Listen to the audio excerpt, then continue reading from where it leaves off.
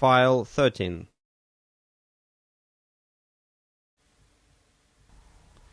The other shoe went flying into the devil god of that river. I thought, by Jove, it's all over. We are too late. He has vanished. The gift has vanished, by means of some spear, arrow, or club. I will never hear that chap speak after all, and my sorrow had a startling extravagance of emotion, even such as I had noticed in the howling sorrow of these savages in the bush.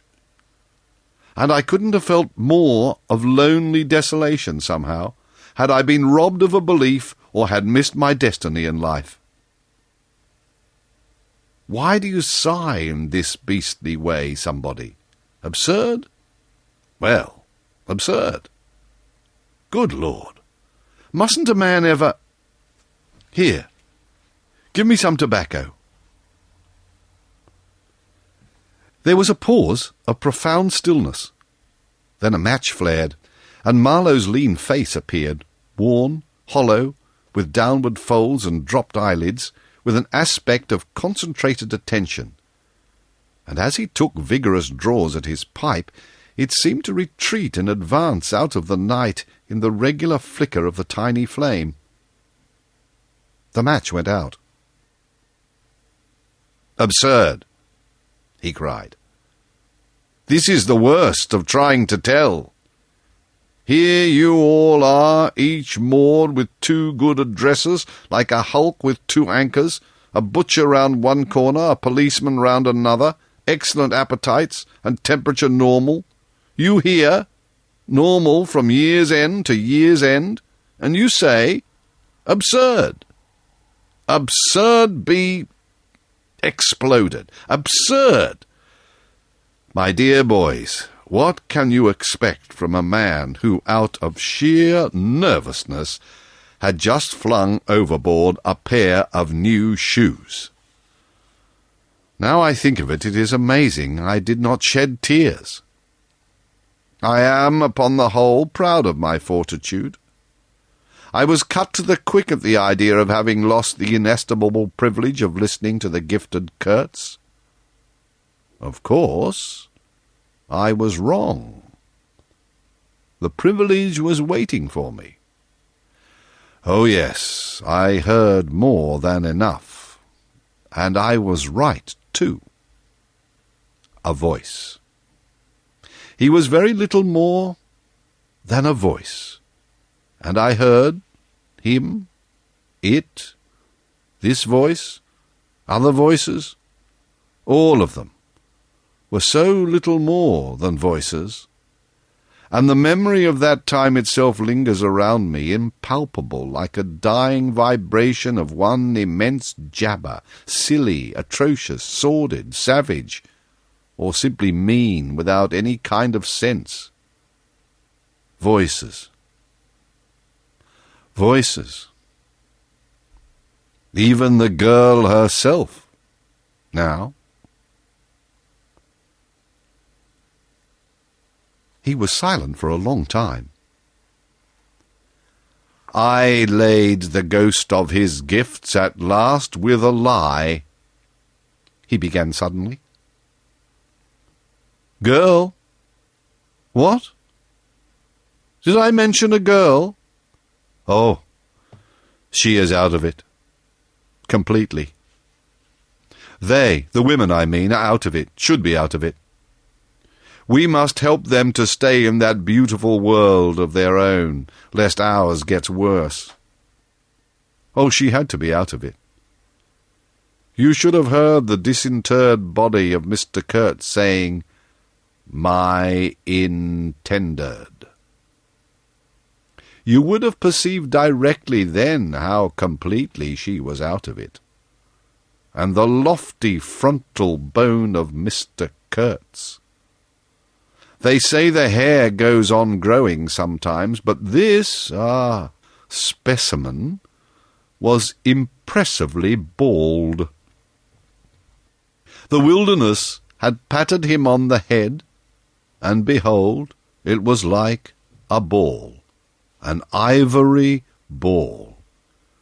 It had caressed him, and lo, he had withered. It had taken him, loved him, embraced him, got into his veins, consumed his flesh, and sealed his soul to its own by the inconceivable ceremonies of some devilish initiation. He was its spoiled and pampered favourite. Ivory? I should think so. Heaps of it. Stacks of it. The old mud shanty was bursting with it. You would think there was not a single tusk left either above or below the ground in the whole country. Mostly fossil, the manager had remarked disparagingly. It was no more fossil than I am. But they call it fossil when it is dug up. It appears these niggers do bury the tusk sometimes, but evidently they couldn't bury this parcel deep enough to save the gifted Mr. Kurtz from his fate. We filled the steamboat with it, and had to pile a lot on the deck. Thus he could see and enjoy as long as he could see, because the appreciation of this favour had remained with him to the last. You should have heard him say, "My ivory." Oh, yes, I heard him. My intended, my ivory, my station, my river, my... Everything belonged to him. It made me hold my breath in expectation of hearing the wilderness burst into a prodigious peal of laughter that would shake the fixed stars in their places. Everything belonged to him. But that was a trifle. The thing was to know what he belonged to, how many powers of darkness claimed him for their own. That was the reflection that made you creepy all over. It was impossible. It was not good for one either, trying to imagine. He had taken a high seat amongst the devils of the land. I mean, literally. You can't understand. How could you? With solid pavement under your feet, surrounded by kind neighbours ready to cheer you or to fall on you, stepping delicately between the butcher and the policeman in the holy terror of scandal and gallows and lunatic asylums? How can you imagine what particular region of the first ages a man's untrammelled feet may take him into by way of solitude, utter solitude, without a policeman, by the way of silence, utter silence, where no warning voice of a kind neighbour can be heard whispering of public opinion? These little things make all the great difference. When they are gone, you must fall back upon your own innate strength, upon your own capacity for faithfulness. Of course, you may be too much of a fool to go wrong, too dull even to know you are being assaulted by the powers of darkness. I take it no fool ever made a bargain for his soul with the devil. The fool is too much of a fool, or the devil too much of a devil, I don't know which. Or you may be such a thunderingly exalted creature as to be altogether deaf and blind to anything but heavenly sights and sounds. Then the earth for you is only a standing place, and whether to be like this in your loss or your gain I won't pretend to say. But most of us are neither one nor the other.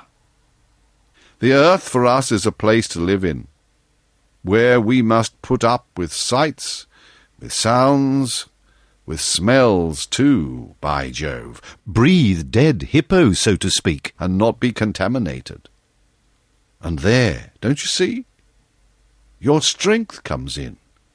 the faith in your ability for the digging of unostentatious holes to bury the stuff in, your power of devotion, not to yourself, but to an obscure, back-breaking business. And that's difficult enough. Mind, I am not trying to excuse or even explain. I am trying to account to myself for Mr. Kurtz, for the shade of Mr. Kurtz. This initiated wraith from the back of nowhere honoured me with its amazing confidence before it vanished altogether. This was because it could speak English to me. The original Kurtz had been educated partly in England, and, as he was good enough to say himself, his sympathies were in the right place. His mother was half English, his father was half French.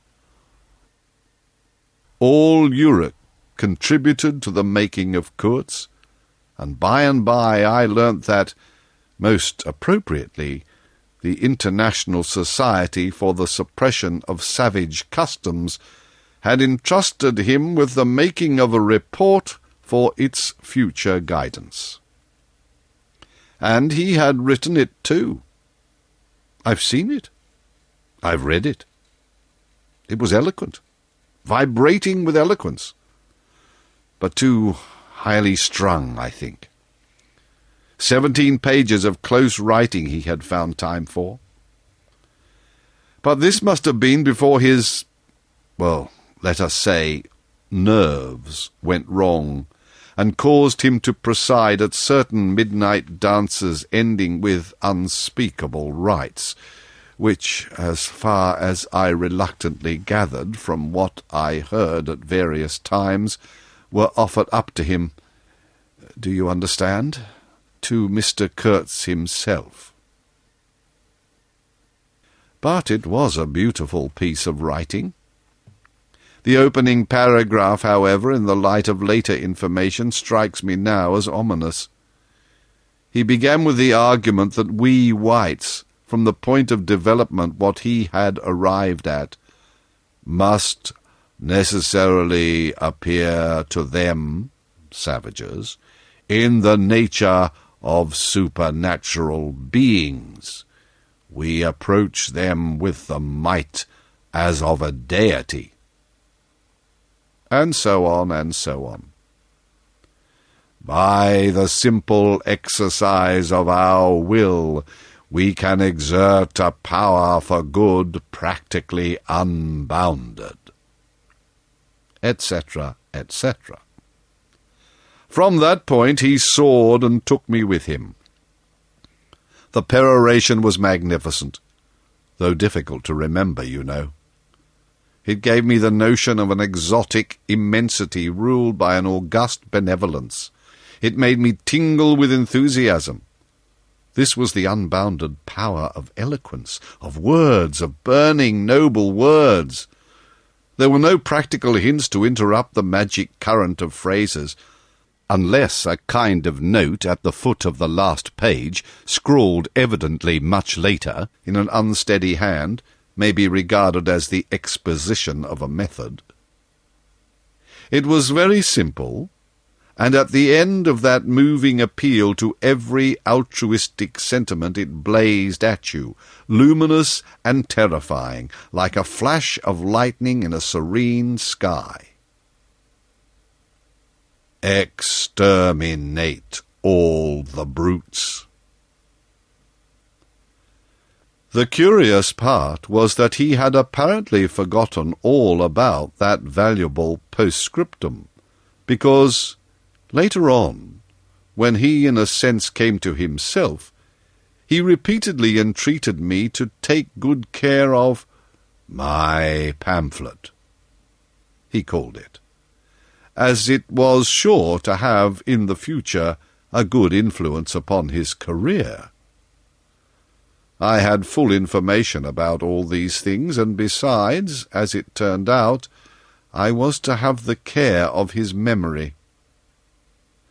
I've done enough for it to give me the indisputable right to lay it, if I choose, for an everlasting rest in the dustbin of progress, amongst all the sweepings and, figuratively speaking, all the dead cats of civilization. But then, you see, I can't choose. He won't be forgotten. Whatever he was not common. He had the power to charm or frighten rudimentary souls into an aggravated witch-dance in his honour. He could also fill the small souls of the pilgrims with bitter misgivings. He had one devoted friend at least, and he had conquered one soul in the world that was neither rudimentary nor tainted with self-seeking. No, I can't forget him, though I am not prepared to affirm the fellow was exactly worth the life we lost in getting to him. I missed my late helmsman awfully. I missed him even while his body was still lying in the pilot-house. Perhaps you will think it passing strange, this regret for a savage who was no more account than a grain of sand in a black Sahara. Well, don't you see? He had done something. He had steered. For months I had him at my back, a help, an instrument. It was a kind of partnership. He steered for me. I had to look after him. I was worried about his deficiencies, and thus a subtle bond had been created, of which I only became aware when it was suddenly broken. And the intimate profundity of that look he gave me when he received his hurt remains to this day in my memory, like a claim of distant kinship affirmed in a supreme moment. Poor fool! If he had only left that shutter alone. He had no restraint. No restraint. Just like Kurtz. A tree swayed by the wind.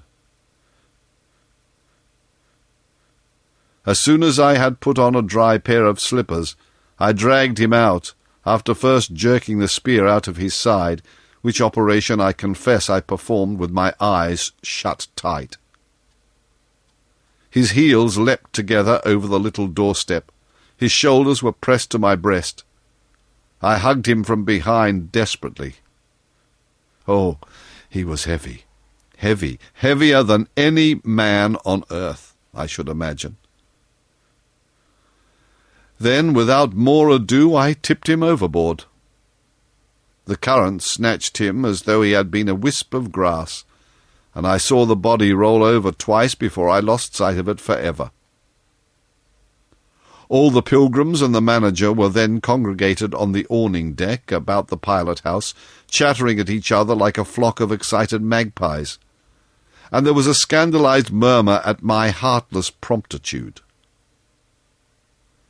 What they wanted to keep that body hanging about for I can't guess. Embalm it, maybe. But I had also heard another and very ominous murmur on the deck below. My friends, the woodcutters, were likewise scandalized, and with a better show of reason, though I admit that the reason itself was quite inadmissible. Oh, quite! I had made up my mind that if my late helmsman was to be eaten, the fishers alone should have him.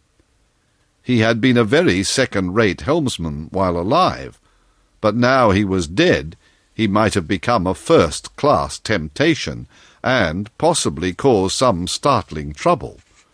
Besides, I was anxious to take the wheel, the man in pink pyjamas showing himself a hopeless duffer at the business.